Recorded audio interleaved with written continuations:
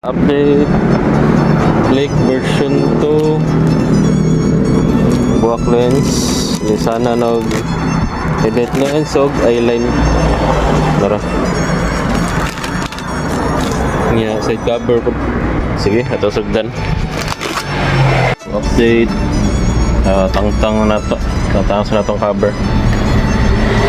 Okay, tangtang tong cover nya maning issue ilisag eyeline lens nya tay uno dere so kani dere di crack. Sige ato sugdan update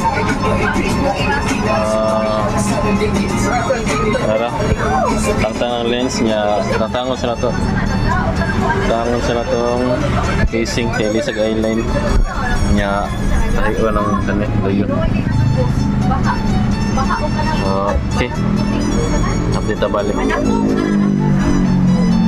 So update tangtang na to kani crack ato ning tayon and dire crack kani ato sa ilisan matay eyeline dire dara eyeline ito na ilis. Okay, update balik. Update ilisan na to eyeline dara yung bagong eyeline nya buwak ng eyeline dara eyeline dara yung eyeline buwak nya atong gibangagan kay para matahi dara nya ato sang tayon. Okay, update balik.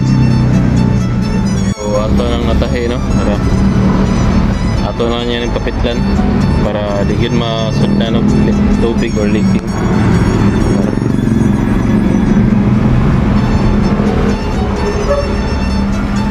No, bayo kay ano siya. Okay, update balik ato sa isil. So update na klipta na ito nya tawad na ito ang kuhan kanina reflector o casing. Okay, update na balik.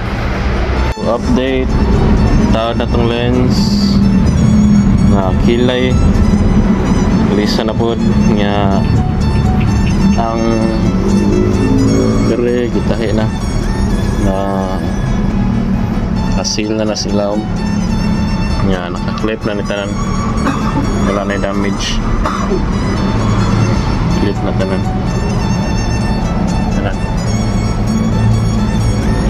clip.